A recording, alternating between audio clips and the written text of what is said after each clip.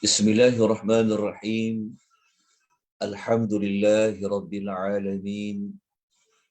Wassalatu wassalamu ala asyrafil anbiya'i wal mursalin wa ala alihi wa sahbihi ajma'in.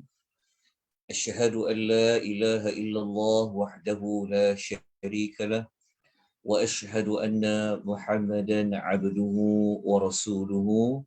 Allahumma salli wa sallim ala nabiyyina Muhammad wa ala alihi wa sahbihi wa man tabi'ahum bi ihsanin ila yaumiddin, amma ba'd. Assalamualaikum warahmatullahi wabarakatuh. Muslimin dan muslimat rahimani wa rahimakumullah, tuan-tuan, puan-puan, ibu-ibu, ayah-ayah yang Allah rahmati, lagi Allah kasih sekalian. Alhamdulillah, kita syukur sebanyaknya kepada Allah. Syukur kita yang tidak terhingga kepada Allah Subhanahu wa taala di atas pertemuan kita pada malam ini. Sekali lagi kita dapat bersama, yang mana kita pada malam ini akan membicarakan tentang hikmah susunan ayat-ayat yang kita melihat pada pembukaan dan juga pada penutupan di dalam surah Al-Quranul Karim. Alhamdulillah, sehingga pada minggu lepas kita telah sampai kepada juzuk yang ke-29. Jadi pada malam ini kita akan bersama-sama memasuki surah-surah yang berada pada juzuk yang ke-30 ataupun disebut sebagai juzuk amma, yang mana juzuk yang ke-30 ini kita akan menemukan kebanyakan surahnya menceritakan tentang hari kiamat. Jadi pada malam ini kita sasarkan untuk kita membicarakan tentang di sebalik pembuka dan penutup surah An-Naba. Kemudian kita akan bincangkan dengan suratul Nazi'at. Surah ketiga adalah surah Abasa. Surah yang keempat adalah suratul At-Takwir. Dan surah yang kelima adalah surah Al-Infitar. Untuk pembelajaran kita pada malam ini, alhamdulillah, Allah mengizinkan kita semua, Allah memberi rahmat kepada kita semua. Saya telah membuat edaran nota rujukan yang kita akan gunakan pada malam ini. Jadi sesiapa yang ingin mendapatkan nota daripada permulaan juzuk yang pertama daripada suratul Fatihah, boleh dapatkan nota di link Telegram Akademi Tadabbur Malaysia. Nanti akan ada sahabat-sahabat kita yang akan berkongsikan link Google Drive untuk nota di sebalik pembuka dan penutup surah. Mana-mana nota yang belum lagi dapat disiapkan, insya-Allah nanti saya akan nanti kita akan letak di folder Google Drive Google untuk kita letakkan nota. Jadi kita terus kepada perbincangan kita pada malam ini, iaitu surah An-Naba. Baik. Saya akan paparkan nota rujukan. Tuan-tuan boleh lihat di skrin Zoom, tuan-tuan dan puan-puan. Okay, kita masuk kepada surah An-Naba. Surah An-Naba ini, jika kita bincangkan dari sudut tujuan, sebelum kita masuk kepada pembukaan dan penutupan ayat dalam surah An-Naba, kita bincangkan terlebih dahulu untuk kita mengulang kembali yang mana sebelum ini kita telah pun mengetahui objektif surah An-Naba adalah untuk Allah mengajak kita semua kepada mengagungkan hari kiamat. Jadi hari kiamat ni hari yang sangat agung. Maka ayat-ayat yang berada dalam surah An-Naba, kalau kita tahu ayat surah An-Naba ada 40 ayat keseluruhannya. Jadi 40 ayat dalam surah An-Naba ini misi dia adalah mengajak kita semua kepada mengagungkan kejadian hari kiamat. Maknanya Allah nak ajak kita bahawa betapa pentingnya hari kiamat ni. Perlu diberikan perhatian, perlu diberikan keutamaan. Itulah tujuan bagi surah An-Naba. Kita terus kepada pembuka bagi surah An-Naba. Okay. Pembukaan surah An-Naba kita boleh gunakan daripada ayat yang pertama sampailah kepada ayat yang kelima. Jadi ayat pertama sampai ayat yang kelima surah An-Naba. Kalau tuan-tuan rujuk dalam mushaf, surah An-Naba ni surah yang berada pada muka surat 582. Surah yang ke-78 susunannya di dalam Al-Quran. Jadi 5 ayat pertama pembukaan surah An-Naba ini adalah Allah membukanya dengan menjelaskan kepada kita telah berlakunya pertanyaan, perbincangan, pertanyaan itu telah menyebabkan mereka ragu-ragu. Mereka berselisih pendapat tentang hari kiamat ni. Itu Allah buka pada surah An-Naba. Kemudian dalam masa yang sama Allah Subhanahu wa taala memberikan amaran. Kenapa perlu sampai nak bertanya? Maksudnya kenapa perlu kamu nak bergaduh tentang hari kiamat, bersisih faham? Maknanya Allah bagi tahu benda tu pasti akan jadi. Benda tu pasti akan datang. Jadi amaran tentang perselisihan mereka tentang hari kiamat ini nanti kita akan jumpa pada ayat yang keempat dan pada ayat yang kelima. Jadi kita tengok ayat dia.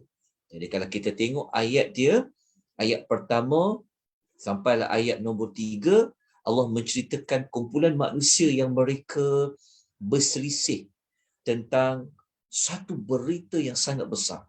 Allah kata a'udzubillahi minasyaitanirrajim, bismillahirrahmanirrahim, amma yatasaalun. Tentang apakah mereka itu saling bertanya-tanya. Mereka bertanya-tanya. Mereka duduk bincang. Iya ke? Ada ke?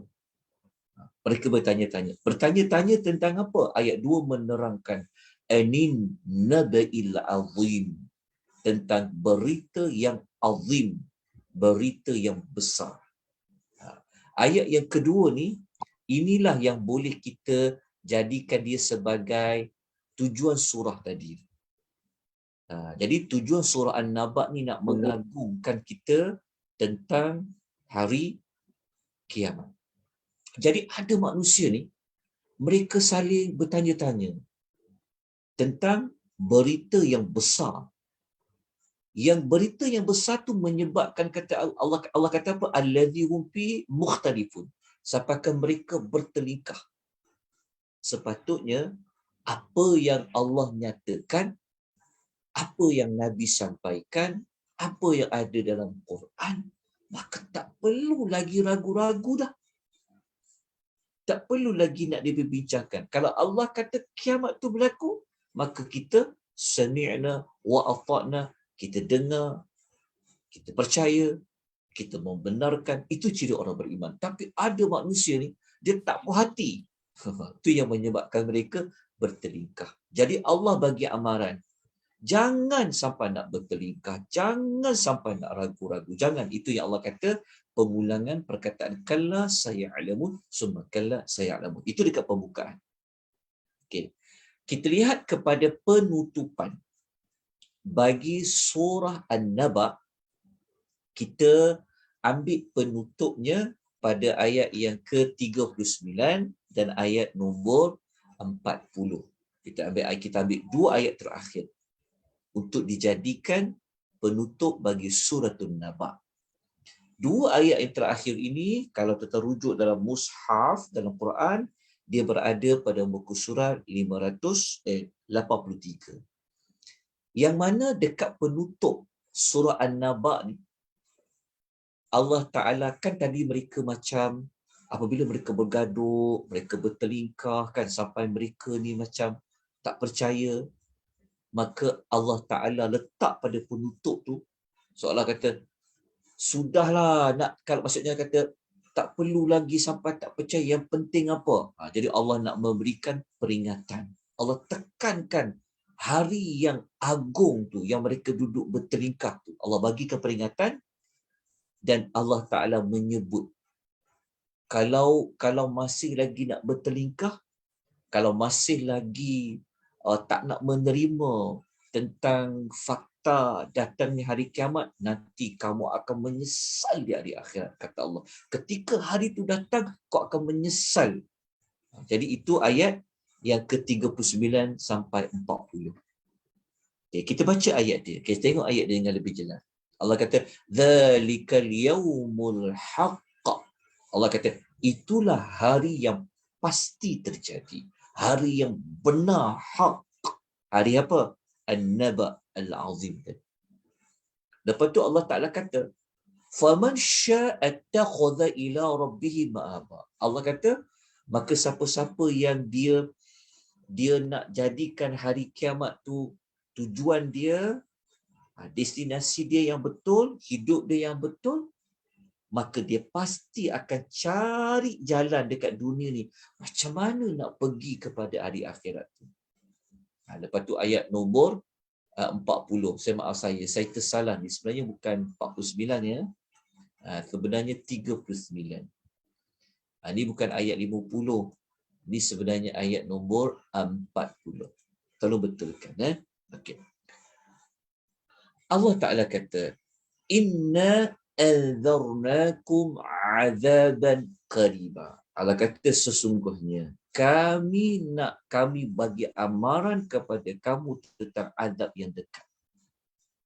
Lepas tu Allah kata, apabila manusia itu dia tengok, pada hari manusia melihat, kan, maksudnya hari kiamat tu ketika mana mereka dapat melihat segala-galanya apa yang mereka lakukan di dunia ini, maka mereka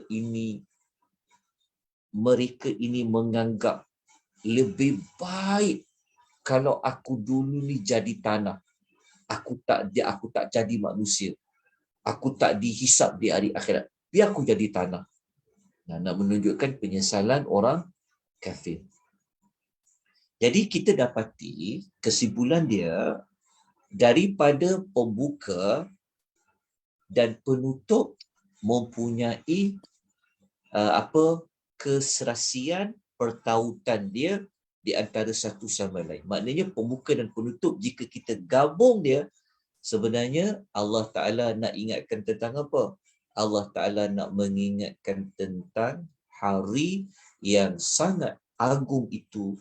Jika ditinggalkan, jika tidak dibuat persediaan, dia tak menempuh jalan, dia tak pilih untuk hari itu, kata Allah, nanti mereka akan menyesal di hari itu. Jadi Allah Ta'ala menyebut tentang An-Naba'ul Azim pada yang kita boleh dapati pada pembuka dan penutup. Jadi mudah je untuk kita faham. Okey. Dah jelas tentang maklumat ini. Okey, sekarang kita terus pergi kepada surah yang berikutnya, iaitu surah An-Nazi'at. Okey. An-Nazi'at, kalau tuan-tuan dah pernah mengikuti modul nama-nama surah, kita sudah sedia maklum apa itu An-Nazi'at. Jadi An-Nazi'at merujuk kepada para malaikat yang mencabut. Okey, tuan-tuan ingat ya, ini surah An-Nazi'at, surah nombor 79. Letaknya selepas surah An-Naba. Kalau An-Naba, Allah nak menunjukkan, Allah nak mengagungkan hari kiamat itu. Seperti mana kita dapat pada pembuka dan penutup. Apa berkaitan dengan surah An-Nazi'at? Dia duduk selepas surah An-Naba. Jadi kita kena mengetahui terlebih dahulu apa itu Nazi'at. Jadi Nazi'at merujuk kepada para malaikat yang mencabut. Okay, kita telah kupas secara terperinci dari sudut perbincangan An-Nazi'at itu. Tapi kita ulanglah sekali lagi bahawa surah An-Nazi'at ini yang kita sedia maklum, surah yang mengandungi 46 ayat.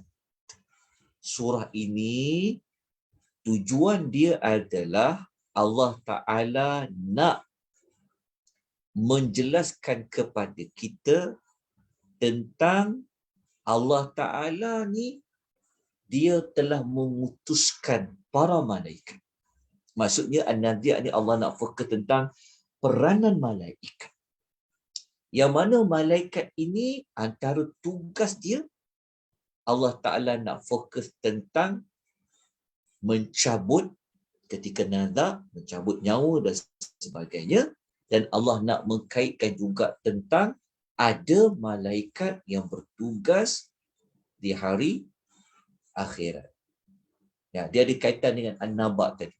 Kalau An-Naba tadi tu hari yang agung, umum, berita yang agung. Kan? Jadi dekat surah An-Nazi'at ni, dia memperincikan lagi.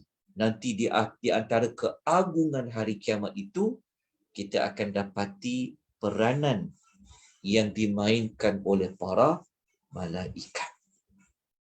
Tapi Allah Ta'ala ni, dia bentamkan tentang malaikat ni adalah untuk memberitahu kepada kita bahawasanya nak menunjukkan tentang keagungan Allah. Itu sudah tentang surah An-Nazi'at. Jadi kita tidak akan membincangkan panjang lebar tentang daripada satu ayat kepada satu ayat. Sebab modul kita ni kita hanya bincang tentang pembuka dan penutup. Ni saya ulang kembali kepada tuan-tuan dan puan tentang tujuan surah An-Nazi'at. Okay, mari kita lihat pembuka surah An-Nazi'at. Okay. Pembuka surah An-Nazi'at ni, kita boleh kalau kita nak ambil sehingga ayat nombor 9. Dia ada 46 ayat. Boleh juga kalau kita nak ambil sampai ayat nombor 14 pun boleh. Dia masih lagi dekat pembukaan. Jadi saya ambil saja pada ayat 1 sampai ayat nombor 9. Okay, kita akan tengok dari ayat 1 sampai 9, tuan-tuan akan menemui yang Allah Subhanahu wa Ta'ala membuka surah An-Nazi'at ini dengan Allah bersumpah. Okay, maknanya apabila Allah bersumpah, tujuannya adalah untuk menegaskan, nak mengukuhkan. Sebab tu Allah menggunakan pendekatan bersumpah. Kenapa macam tu? Kalau kita bincang An-Naba tadi kan ada orang yang macam tak percaya, kan, sampai sampai bergaduh punya, tak nak percaya hari kiamat tu. Maka dekat surah An-Nazi'at Allah bersumpah dengan para malaikat yang dikaitkan dengan hari kiamat. Hari kiamat dalam surah An-Nazi'at ini Allah gambarkan bentuknya situasinya sangat menakutkan. Okay, kita baca dekat ayat dia. Okay, kita akan jumpa banyak tentang sumpah. Ada 5 sumpah tentang para malaikat. وَالنَّادِعَاتِ غَرْقًا sampai kepada فَالْمُدَبِّرَاتِ أَمْرًا. Sebab itu kita akan jumpa banyak diterjemahkan demi. Demi. Terjemahkan. Jumpa demi. Ayat nombor 3 pun jumpa demi. Bersumpah ni. 5 sumpah. 5 kali Allah bersumpah demi. Allah bersumpah dengan apa? Allah bersumpah sebenarnya dengan para malaikat. Ini kita dah, kalau tuan-tuan nak tahu maklumat lanjut An-Nadi' ni, tuan-tuan kena kembali merujuk kepada nota penamaan surah dan lihat balik rakaman penamaan surah bagi tajuk surah An-Nadi'. Kita telah bincang dengan panjang lebar. Apa maksud cabut nyawa dengan keras? Apa maksud cabut nyawa dengan lembut? Ini telah pun kita bincangkan. Tapi dikaitkan dengan malaikat. Okey. Setelah Allah bersumpah dengan malaikat ini, Allah nak tegaskan tentang apa? Kita akan jumpa pada ayat selepas ayat 5. Antaranya Allah Ta'ala menyebut tentang berlakunya ar-rajifah, sangkakala pertama, ar-radifah, sangkakala yang kedua. Lepas tu Allah nak kata, apabila sangkakala pertama berlaku, kedua berlaku, kata Allah, qulubu yawma idzi wajifah. Masa hari itu manusia, hati-hati manusia sangat takut pada Allah.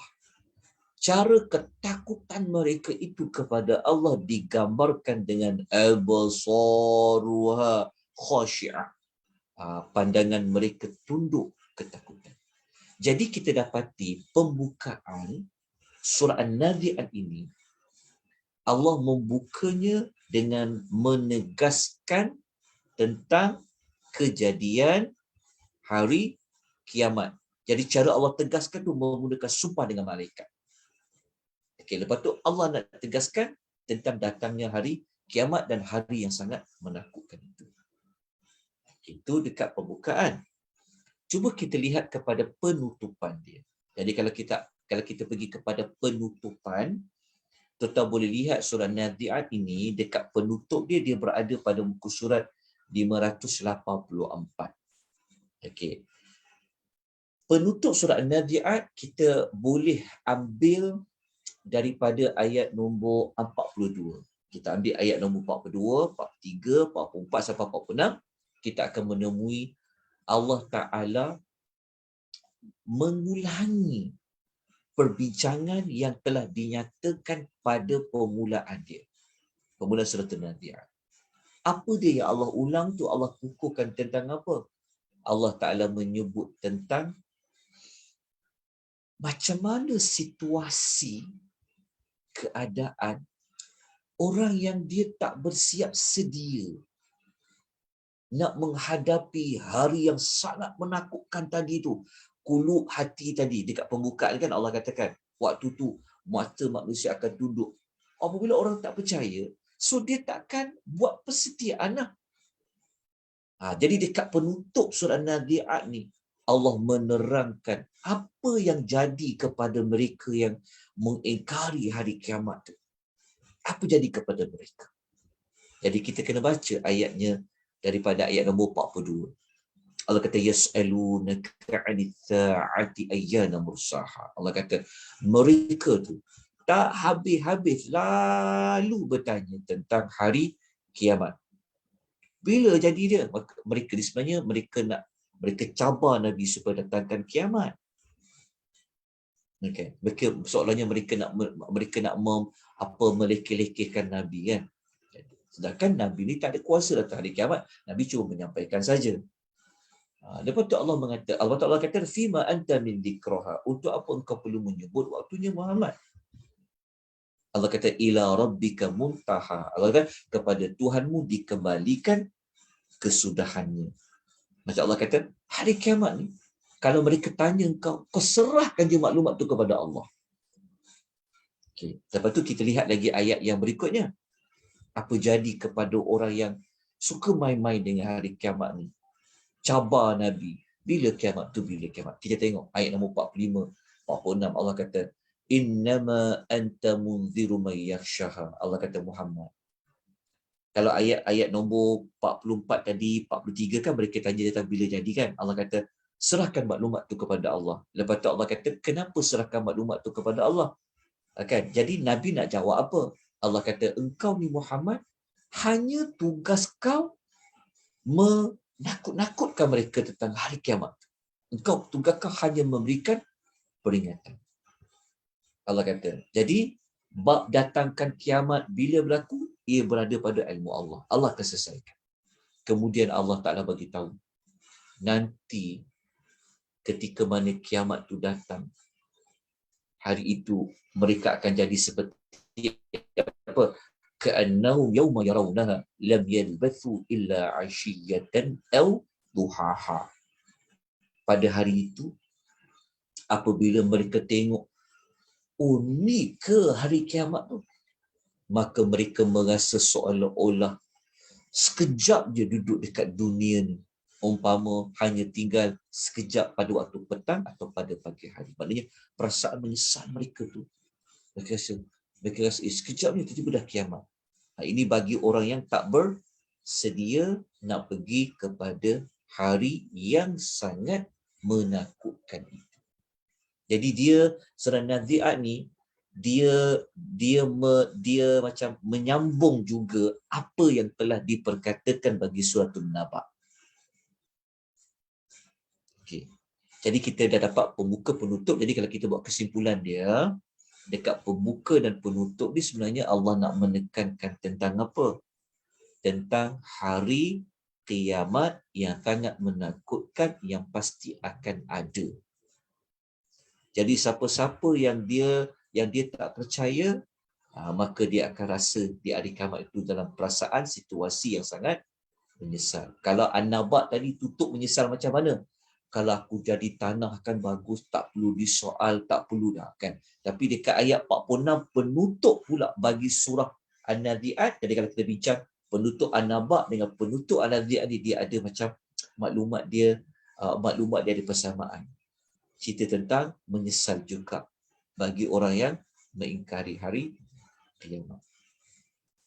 Okay. Habis untuk surah tu An-Nazi'at.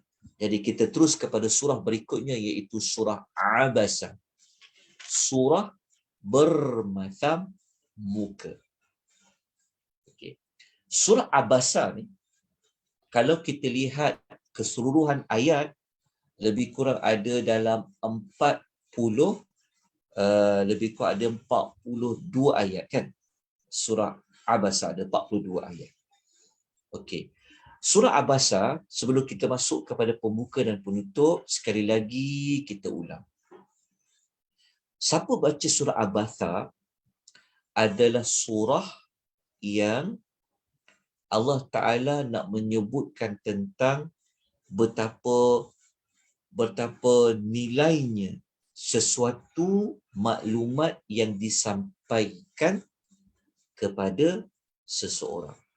Ini dikaitkan dengan kisah seorang buta Nabi masa muka. Jadi saya nak jelaskan sedikit sahaja pengulangan bagi surah Abasa. Tetapi yang utamanya kita nak melihat kepada pembuka dan penutup. Menarik surah Abasa ni, ketika mana kita baca dekat pembuka, kita akan mendapati dekat pembuka ni, sepatutnya kita ambil ayat pertama kan. Tapi saya terus ambil ayat 5 sampai ayat nombor 10. Boleh juga nak ambil ayat pertama sampai ayat nombor 10. Tapi saya ambil ayat 5 dan ayat 10 kerana dia dikaitkan dengan dua golongan manusia. Maksudnya Allah membuka, kalau dalam surah Abasa ni, kalau kita ambil pada ayat pertama, kita tahulah kisah seorang yang buta datang nak minta nasihat pada Nabi itu. Tapi apabila sampai pada ayat 5, baca ayat 5, baca ayat 8, dalam kumpulan ayat 5 hingga 10, kita akan jumpa dua jenis manusia. Manusia yang pertama ni siapa? Allah kata, amma manistawna. Adapun orang yang berasa dirinya cukup. Nah, ini Allah Ta'ala cerita tentang golongan bangsawan di zaman Nabi dulu yang mereka merasa diri hebat, cukup segala serba-serbi. Okey, itu manusia pertama. Ayat nombor 5 sampai ayat nombor 7. Ni kumpulan golongan manusia yang pertama yang Nabi nak sampaikan dakwah. Kemudian kumpulan yang kedua, kita ambillah ayat nombor 8 sampai nombor 10. Allah kata apa? Wa amma man ja'aka yas'a wa huwa yakhsha. Dia kata, adapun orang yang segera datang kepada. Kan dua jenis manusia kan Allah buka kan. Kalau yang pertama tu orang yang berasa dirinya cukup. Allah tak fokus dia ni sebenarnya nak sangat nasihat daripada Nabi. Tak, tapi orang yang Allah paparkan diri mereka orang yang rasa diri mereka ni cukup sekali sebesar. Tapi Ustaz, suara tak dengar. apa? Suara tak dengar. Tak jelas. Tak jelas tak? Perlahan. Perlahan tu. Makin perlahan. Makin perlahan. Sekejap. Kenapa makin perlahan ni? Sekejap Dengar je Ustaz, jelas je pun. Kejap. Saya tak pasti sama ada boleh Sekarang dengar tak? selesai. Boleh. Okey dah, okey dia dah. Okey. Tak apa. Mungkin ada yang boleh dengar, tak dengar. Okey. Ayat nombor 8, Allah cerita tentang orang yang betul-betul nak dapat nasihat Nabi. Jelas kan? Kita nampak ada dua jenis manusia kan? Lepas tu Allah ceritalah orang yang berasa dirinya cukup tu. Kan Allah kata orang yang merasa diri dia cukup, oh Muhammad, engkau sungguh-sungguh nak fokus dekat dia, kata Allah. Faham kan Allah kata? Jadi Allah kata orang yang macam tu Muhammad, kan, kalau dia tak nak berubah, tak salah pun. Allah kata. Maknanya Allah tahu mereka ni sebenarnya bukan nak berubah pun. Tapi kat situlah Nabi Muhammad bersungguh-sungguh. Tiba-tiba dekat ayat nombor 8, adapun orang yang datang kepada Muhammad. Dia ni datang, dia takut pada Allah. Tapi orang yang takut kepada Allah nak minta nasihat, inilah yang kau tinggalkan dia. Itu Allah tegurlah, kita faham dalam surah Abasa tu. Tapi kita nak ambil pembuka penutup dan Allah cerita tentang dua kumpulan. Okay, cuba kita tengok dekat penutup dia. Ketika kita baca dekat penutup, okay, suara saya boleh dengar kan? Jelas kan? Okey. Waktu kita baca dekat penutup, kita akan jumpa sekali lagi Allah mengulangi dua jenis manusia. Cantik Allah susun. Dua jenis manusia ini boleh kita ambil daripada 38 sampai 42. 38 sampai 42, kita akan jumpa Allah kata manusia ni macam mana. Yang pertama Allah kata manusia ini yang pertama wajah mereka di hari kiamat itu ghabarah. Bukan ayat nombor 4, maaf pakai saya. Allahumma salli wa sallim ala nabiyyina Muhammad. Tuan-tuan, saya sebenarnya tertinggal ayat Quran. Tapi terjemahan dia ada. Dekat ayat Quran ni, saya terus ambil ayat 40. Saya minta maaf ya. Ni ayat 40. Sepatutnya dia ayat nombor 38. Terjemahan dia betul. Tapi ayat Quran ni saya tertinggal. Saya tertinggal ayat 38, 39. Saya tertinggal ayat dia. Tapi terjemahan dia ada. Okay. Kalau tuan-tuan tengok ayat Quran, surah Abasa yang berada pada muka surat 585, kita akan jumpa dekat ayat nombor 38 tu Allah cerita kumpulan yang pertama di hari akhirat. Siapa dia? Iaitu wujuhu yawma idzim musfirah. Okey. Dhahikatum mustabshirah. Allah kata ada orang nanti di hari akhirat, hari itu ada orang muka dia berseri-seri, kata Allah. Berseri-seri mereka ini nampak dengan keadaan mereka tertawa, ria, gembira, kata Allah. Lepas tu ayat 40 Allah kata, ada pula di hari itu, kata Allah, wa wujuhu yawma idzin 'alaiha ghabarah. Ada pula orang pada hari itu wajahnya penuh dengan debu-debu.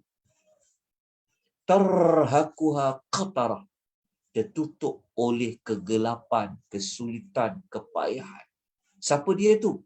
Ulaika humul kafaratul fajarah. Allah kata, mereka itulah orang-orang yang kafir lagi derhaka.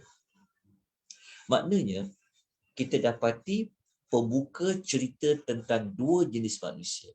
Manusia yang pertama, Allah cerita mereka ni sebenarnya berbangga dengan kecukupan yang ada pada mereka. Bukannya nak dengar pun dakwah yang disampaikan tu. Kumpulan yang kedua, ada orang sungguh-sungguh datang nak jumpa Nabi, nak minta nasihat. Lepas tu Allah mengulangi apa yang dibukanya tentang dua jenis manusia ni. Maka Allah Ta'ala cerita ada orang wajah berseri-seri, ada orang yang penuh berdebu. Okay. Jelas tuan-tuan untuk pembuka dan penutup. Tapi dia masih tentang hari kiamat. Dia masih lagi cerita tentang hari kiamat. Jadi kalau kita gabungkan surah Abasa, kita ambil maklumat dekat Nazi'at, kita ambil dekat maklumat An-Naba, sebenarnya ada perkaitan tiga surah tu.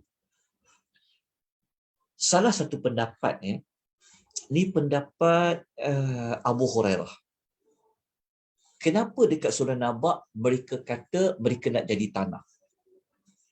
Okay, kalau kita baca salah satu pendapat mengatakan ketika mana haiwan, setelah Allah hisab mereka, setelah Allah qisas, Allah buat timbal balas haiwan-haiwan ni, maka Allah perintahkan haiwan-haiwan itu menjadi tanah.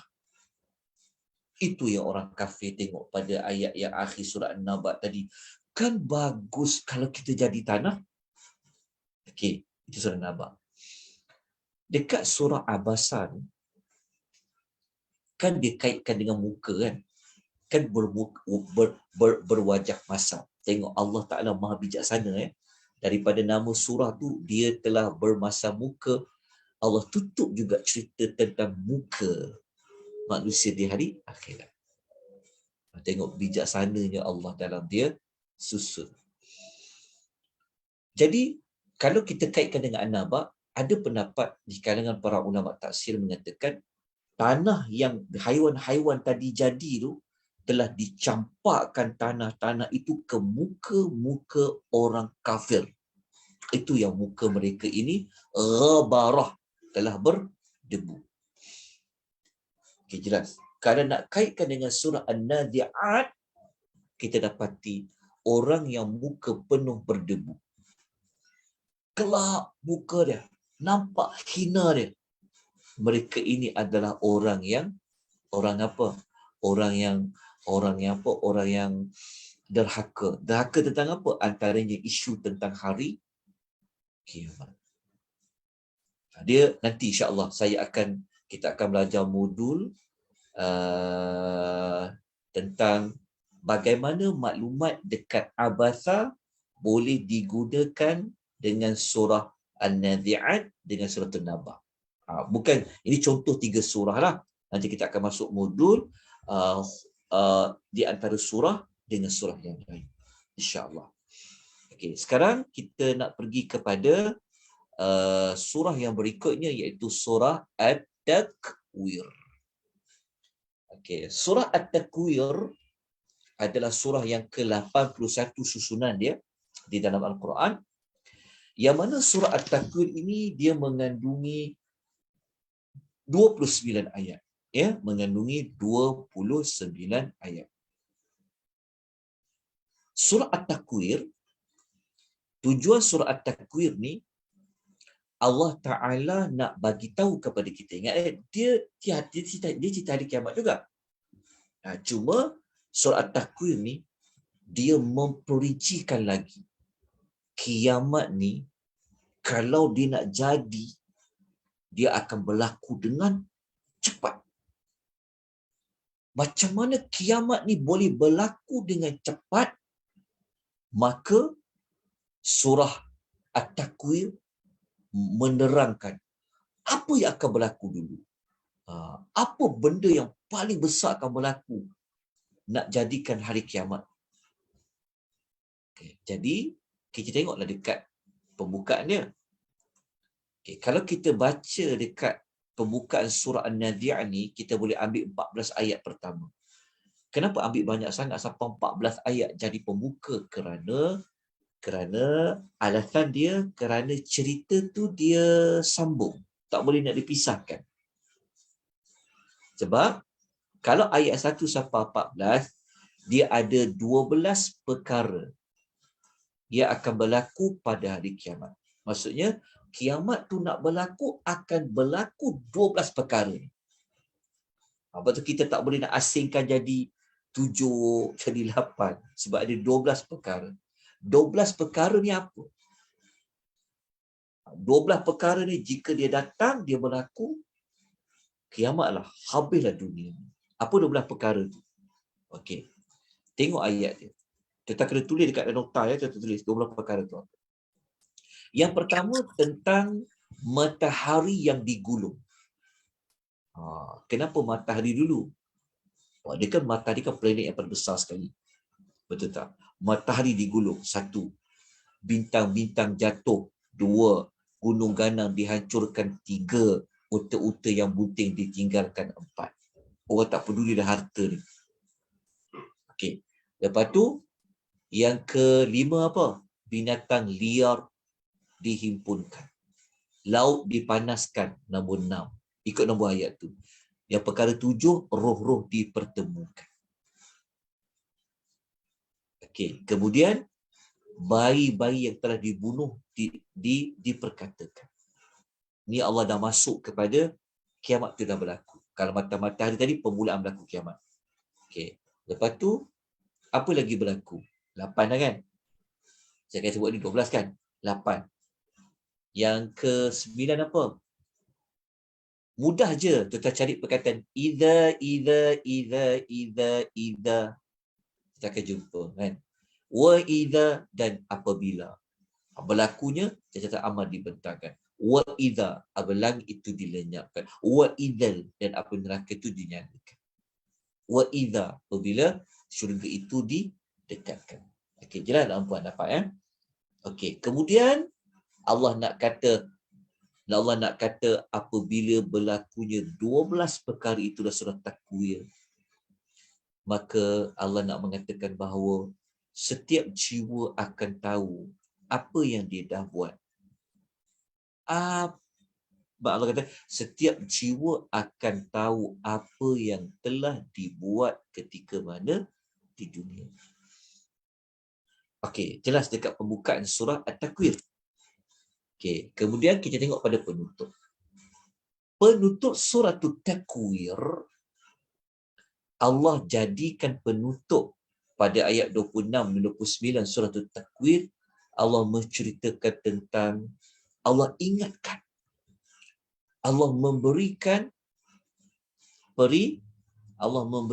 peringatan. Okey, memberikan peringatan. Dah tahu 12 perkara tadi berlaku apa. Nanti setiap jiwa tahulah apa yang dia dah buat. Maka ditutup dengan mengingatkan apa yang telah dibincangkan pada pembukaan. Kita bacalah ayat dia. Okay, contohnya ayat nombor 26 dan 27. Allah kata apa? Fa aina tadhhabun. Allah kata, korang nak pergi mana kalau hari kiamat tu nanti? Mana kamu nak lari? Nak ke mana, kata Allah? Kata, nak pergi ke mana kamu? Okey. Lepas tu Allah Ta'ala kata lagi. Allah Ta'ala kata, in huwa illa. Maksudnya ayat 86 ni dikaitkan dengan orang yang dia tak percaya kandungan Quran. So kalau tak percaya kandungan Quran ni, maka hidup kita ni akan jadi nak ke mana Kalau Quran dia tolak, dia tak percaya, itu yang Tuhan kata, ke mana kamu nak pergi? Lepas tu Allah kata, Al-Quran itu tidak lain hanyalah peringatan bagi seluruh alam. Antara isi kandungan Al-Quran yang mengingatkan adalah tentang apa? Hari pembalasan. Hari kiamat. Okay. Kita jumpa pada penutup. Lepas tu Allah bagi tahulah. Serahlah pada kamu. Maksudnya Allah bagi tahu, orang yang memang dia percaya kiamat, dia akan gunakan Al-Quran itu untuk dia mengingatkan diri dia. Kalau dah tahu nanti pergi kiamat, nak buat apa dekat dunia ni? Itu pada ayat nombor 28. Okay, jadi kita dapati bahawa penutup surat Takwir dengan pembuka surat Takwir itu mempunyai keserasian dia. Jadi 12 perkara yang berlaku di hari kiamat itu dia berlaku dengan cepat. Tak ada siapa yang boleh halang matahari daripada digulung, hilang cahaya dia. Tak ada siapa boleh halang bintang daripada jatuh. Tak ada siapa boleh halang gunung ganang daripada hancur.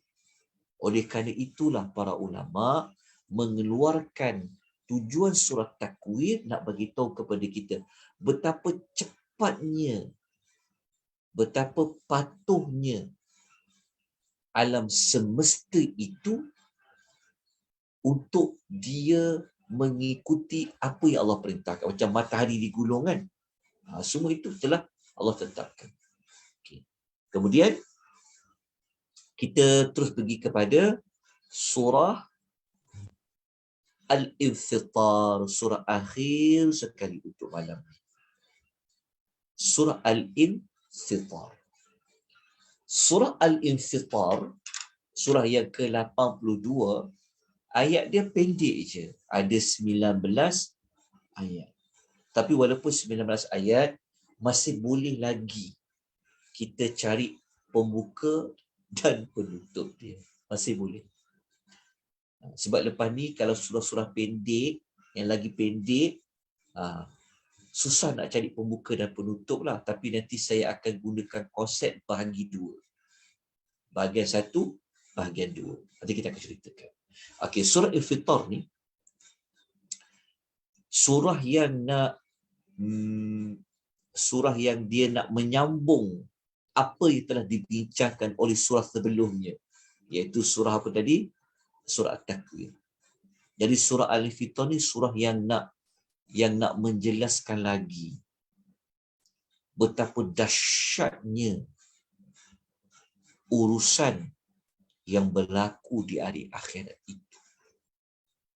Kalau surah At-Takwir menceritakan betapa dahsyatnya kiamat ni kalau nak berlaku, semua akan berlaku kan, apabila itu kan menunjukkan cepat kan.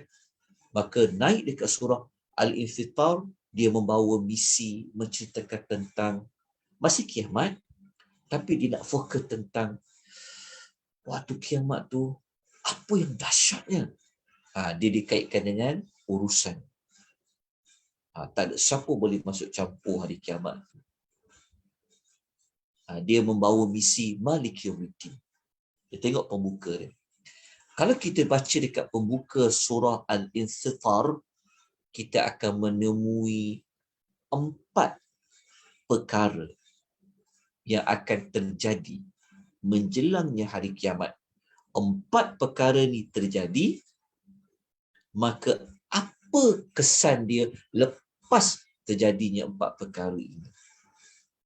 Okay, kita baca ayat 1 sampai ayat nombor 5.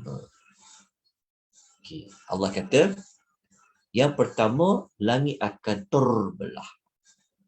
Yang kedua, bintang-bintang jatuh berselerakkan. Lautan meluap-luap. Kubur dibongkarkan. 4 perkara kan? Lepas tu Allah kata, kalau kubur dah bongkar, maknanya hidup dah semula. Jadi Allah kata, waktu tu apa akan berlaku kepada manusia? Alimat nafsum ma qaddamat wa akharat. Allah kata, setiap jiwa dia akan tahu apa yang telah dilakukan dan apa yang telah diabaikan. Tak menakutkan. Masa sekarang, buat-buat tak ingat apa yang kita telah lakukan.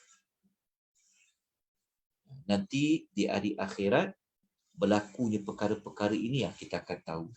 Apa yang kita dah buat, apa yang kita telah abaikan. Jadi, itu dekat pembuka. Jom kita pergi kepada penutup dia. Pendek saja penutup dia. Okey, penutup dia pada ayat 17 dan 19. Okey, masih isu tentang hari kiamat tadi, cuma ayat penutup ni dia memperincikan lagi tentang situasi hari kiamat tadi.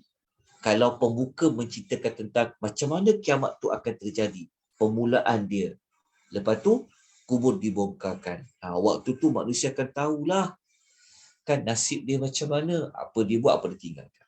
Okay. Untuk bagi lagi rasa macam nak bagi lagi ada dramatik dia. Bukan Allah buat-buat, tapi benda ni memang akan berlaku lah. Tapi nak menunjukkan bahawa memang habislah kita. Kalau kita tak ambil peduli ni, macam habislah. Sebab hari tu Allah perincikan dia dekat penutup. Kita baca dekat penutup dia. Penutup dia Allah kata apa?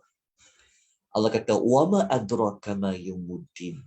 Thumma ma adraka ma yaumuddin." Allah kata, tahukah engkau apakah hari pembalasan? Diulang sekali lagi. Engkau tahu tak apa hari pembalasan tu? Maka Allah kata, pada hari ketika seseorang sama sekali tidak berdaya menolong orang lain. Dan segala urusan pada hari itu berada dalam kekuasaan Allah. Jadi penutup dia ni lagi menambahkan beban kepada kita. Kalau pembuka tadi kata, kita akan tahu apa yang kita dah buat, apa yang kita tinggalkan. Mungkin ada orang kata, tak apa, aku ada anak boleh tolong aku ni. Tak apa, mungkin aku ada kawan-kawan yang boleh tolong aku ni. Apabila dia baca dekat penutup, Allah kata no. Tak ada. Tak ada nak tolong siapa-siapa. Tak ada, kata Allah. Allah menyebut tentang maklumat. Jadi bila kita baca dekat penutup ni, Masya Allah, kita akan dapati, Allahu Akbar, kita akan dapati macam, berat hari kiamat ni. Sangat berat. Sebab itu beratnya hari kiamat ni, tuan-puan. Ini kan surah apa? Surah Takwir kan? Kita kena ingat, Nabi pernah sebut dalam hadis. Nabi kata, kalau kamu nak tahu gambaran kiamat tu macam mana, seperti kamu boleh melihat dengan kedua biji mata kamu, Nabi suruh kita baca 3 surah tu. Bukan baca saja, tapi fahamkan. Surah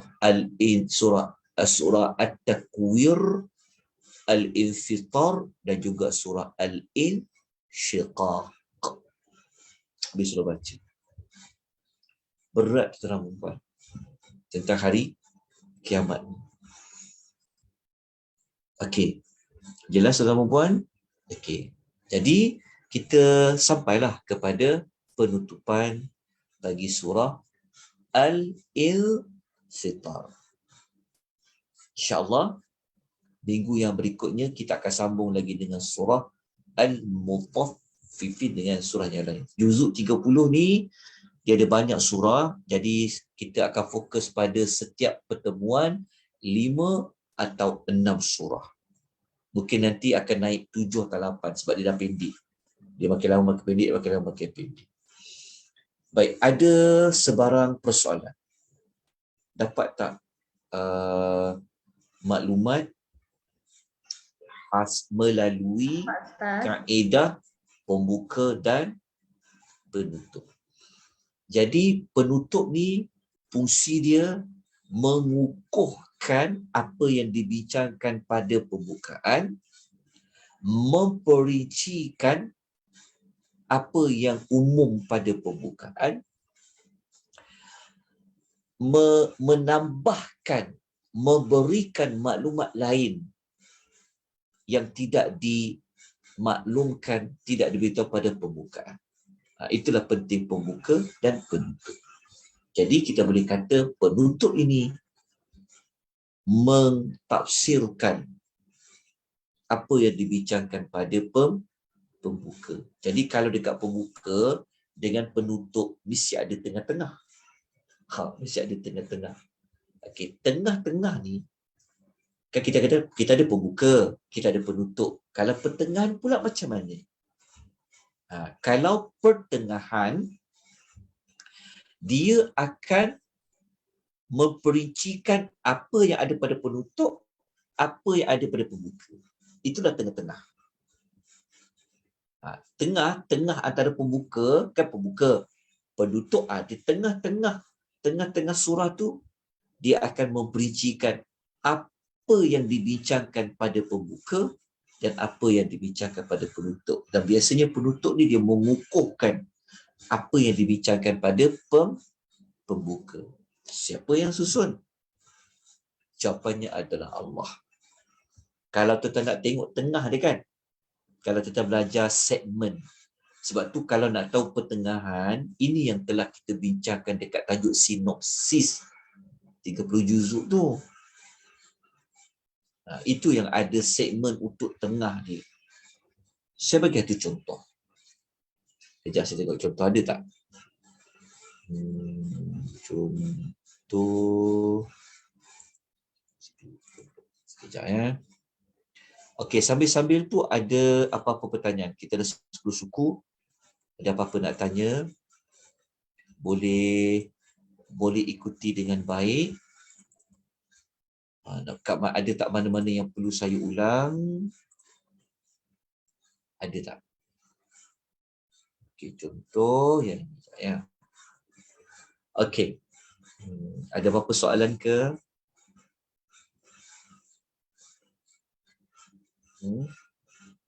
Ada.